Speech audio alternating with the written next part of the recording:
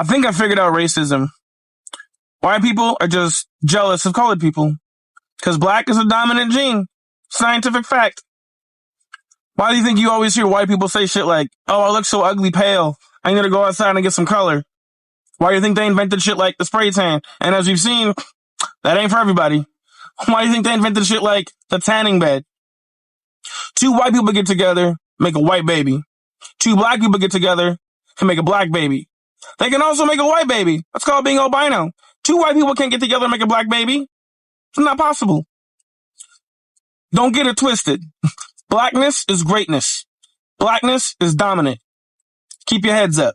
Most people don't realize this, but all racism is just jealousy that has mutilated so much that now it's so evil. It's legit the almost final evil form of jealousy. And I'm not talking about the systemic racism, the racism that's in the systems that, keep black people down and keep them in certain levels type of thing. I'm just talking about the type of racism that's in people's brains and their opinions and the biases they held, things like that. They're jealous of the things that maybe black people are capable of, or the natural bodies or faces that they're born with, or I don't know, maybe even the influence that black people have on things like entertainment and music and even sports and arts, just being jealous of kind of the culture that the black community holds. And mind you, jealousy is a very normal emotion. Jealousy is a normal human emotion to feel. But then when you don't clock your jealousy, when you can't accept your jealousy, you kind of hide it. And the more you try to hide something,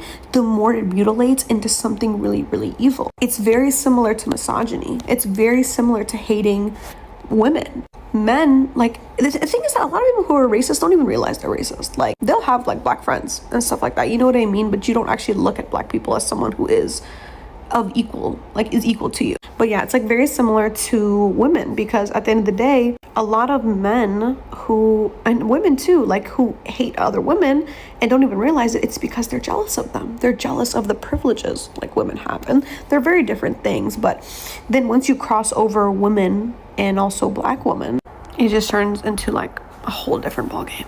I just want to let this fact be known that was known to me as a younger man, and I refuse to believe it because I didn't have the intelligence level to process it, but I'm going to give it to you.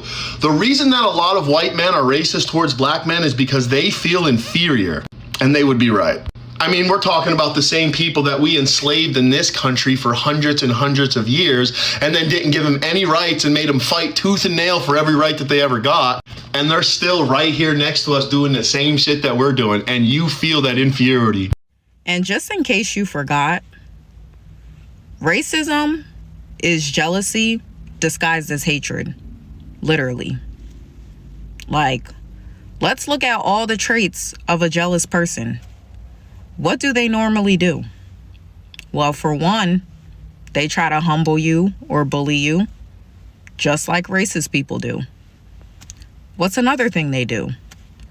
They copy you without giving any credit. And sometimes they even go as far as acting like it was their idea or their own creation, when they know they're using your sauce. And what do racist people normally do? They culture appropriate, they use a black scent or AAVE, and they will sit there and act like they didn't get that from black people. And not only that, they will literally act like that's who they are at the core, when they know damn well they're forcing something they're not. And what's another thing jealous people do? They often provoke you so they can run and start a smear campaign against you. And a lot of racist people are notorious for this, but they oftentimes start a problem, then turn around and play victim, and then make the black person the aggressor.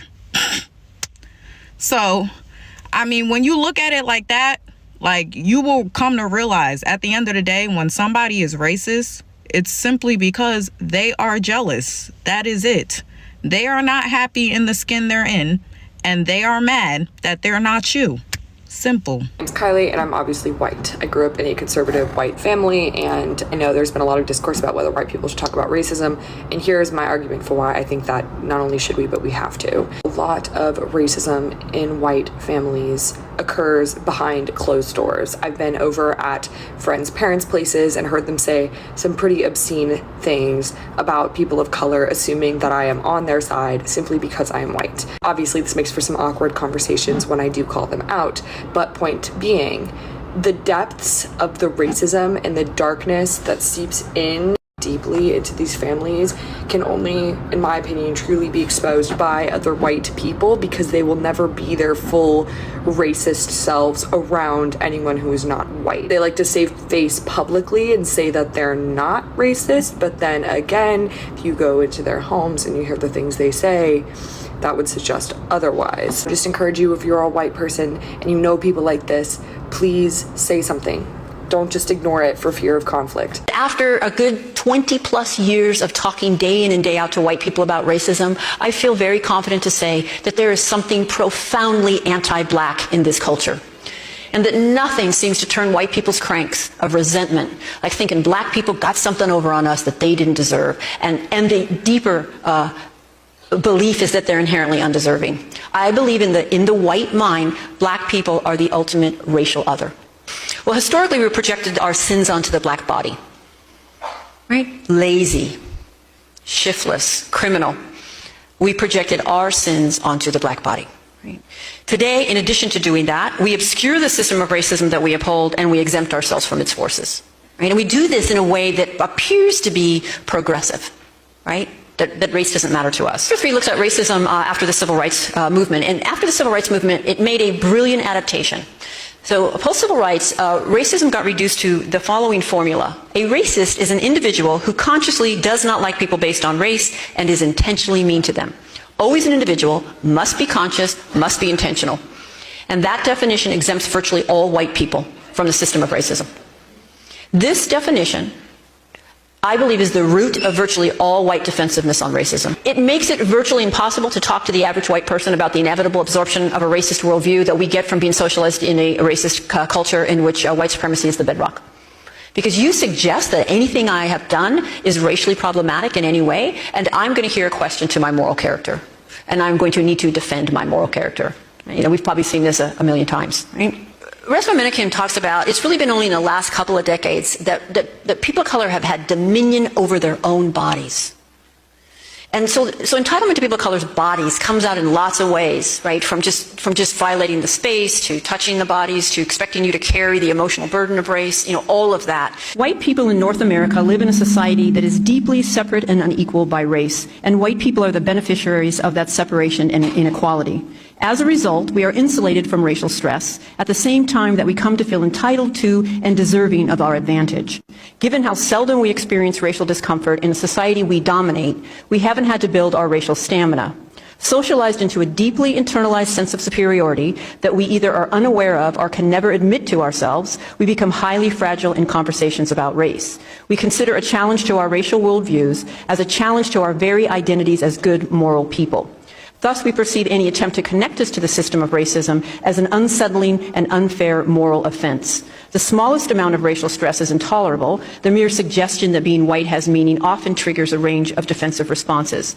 And these include emotions such as anger, fear, and guilt, and behaviors such as argumentation, silence, and withdrawal from the stress-inducing situation. These responses work to reinstate white equilibrium as they repel the challenge, return our racial comfort, and maintain our dominance within the racial hierarchy. I conceptualize this process as white fragility. Though white fragility is triggered by discomfort and anxiety, it is born of superiority and entitlement. White fragility is not weakness per se. In fact, it is a powerful means of white racial control and the protection of white advantage. The unexamined beliefs that prop up our racial responses. I could see the power of the belief that only bad people were racist, as well as how individualism allowed white people to exempt themselves from the forces of socialization. I could see how we are taught to think about racism only as discrete acts committed by individual people rather than as a complex, interconnected system. And in light of so many white expressions of resentment toward people of color, I realized that we see ourselves as entitled to and deserving of more than people of color deserve. I saw our investment in a system that serves us. I also saw how hard we worked to deny all this and how defensive we became when these dynamics were named. In turn, I saw how our defensiveness maintained the racial status quo. We can literally think about it as state-sanctioned, organized crime, but at least discrimination against African Americans from the beginning. And it starts with kidnapping and 300 years of enslavement, torture, rape, and brutality, and it carries on. And about a quarter of the way in, you see bans on testifying against whites, which made it technically legal to murder black people in this country, and you are now in my lifetime. And I'm going to say it again because again, a lot of white people seem to think it ended a long time ago. We are in my lifetime about a quarter of the way through that slide. And then we see about 2/3 of the way through employment discrimination, and we are in 2018 with copious empirical evidence. Right? So let's pick it up there. Employment discrimination, educational discrimination, biased laws and policing practices, white flight, subprime mortgages, mass incarceration, the school-to-prison pipeline, disproportionate special ed referrals and punishments, testing, tracking, school funding, biased media representation, historical omissions, and so much more. It is a system, not an event. It's the system we're in, and none of us could be, and none of us were exempt from its forces. If we want to be unique and special individuals, then we need to figure out how whatever we see as special and different about us set us up into that system. The question is not if, it's how. Okay? I'm going to repeat it. It's a system, not an event. And how do we cope with the moral trauma of what I just read to you? Resmaa Menakem has a beautiful book, My Grandmother's Hands, where he talks about racial trauma. There's a trauma, I believe, to white people of racism, but I don't think it's a moral trauma, right? And it's a piece of white fragility, not being able to face our complicity in this system. So that definition actually functions to protect racism, even as it looks like progress, right? Racism became bad post-civil rights. This is the root of virtually all white defensiveness, and it just functions so beautifully to exempt us. So we just have to get rid of it. And when white people hear me and they feel angry and pissed off and defensive, can I just say this? Damn, white people are pissy about racism. We are so pissy on this topic. We're mean on this topic, right? And so if you're sitting here feeling that, just see if it isn't rooted in this definition. And if you cannot let go of this, you're just not going to be able to move forward. So aversive racism is a form of what sociologists call new racism, right? And so it's racism that progressive whites are most likely to hold, but because it conflicts with our identities as good people, we're most likely to be in denial about it. Great example of white fragility, and connected to this last bullet here, is the eruption of umbrage and criminalization when a black man simply went down on one knee respectfully. Talking about Colin Kaepernick. What interrupts our racial equilibrium? Well, if you challenge objectivity, if you talk openly about race, right? If you challenge white entitlement to racial comfort, if you challenge to the expectation that people of color will serve us and do our work for us, if you break with white solidarity, you challenge white racial innocence.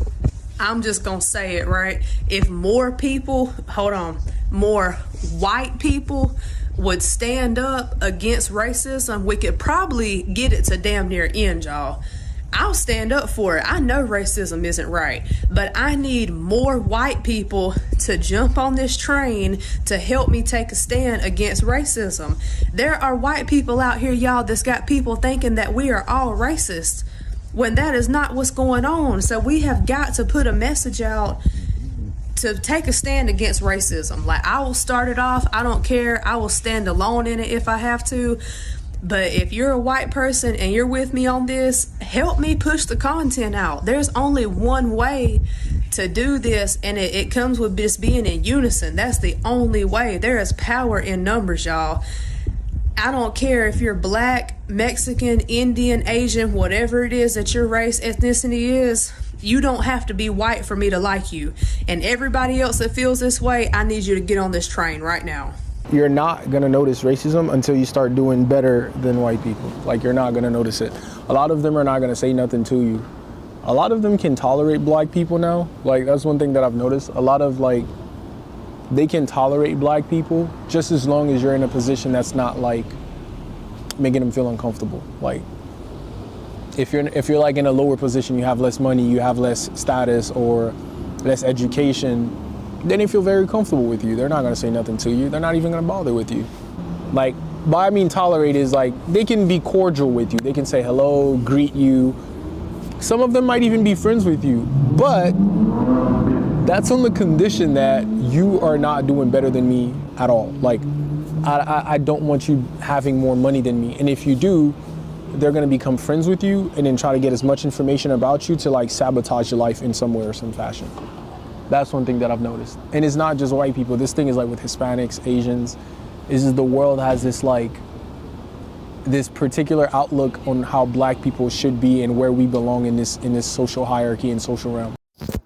Black joy is one of the most powerful things in the world because it exists despite everything black people have gone through. Like, it comes from people whose ancestors survived slavery, segregation, discrimination, and generations of being told they were less than. Yet, somehow, generation after generation, black people continue to create, build, succeed, and love. That's not a weakness, that is resilience, because what makes black joy so unique is that it is rarely hidden. Like, black people have never been known for celebrating quietly, whether it's graduation, a new home, a promotion, or a wedding. Black communities often celebrate loudly, proudly. Their music and dancing, laughter, storytelling, and the sense of community. It's a joy that refuses to apologize for existing. And for some people, that confidence can be uncomfortable. Throughout history, many successful black people have found themselves being questioned in a way others are not. A black person becomes wealthy and people ask how they did it. A black person earns a prestigious position and suddenly their qualifications are examined under a microscope. Like, a black entrepreneur can succeed and people look at a reason why they don't deserve it. The burden of proving oneself often feels heavier for black people because success is too often treated as an exception rather than something someone has earned. And part of that reason black joy stands out is that because it challenges stereotypes, society spent centuries creating narratives about the black people could not do.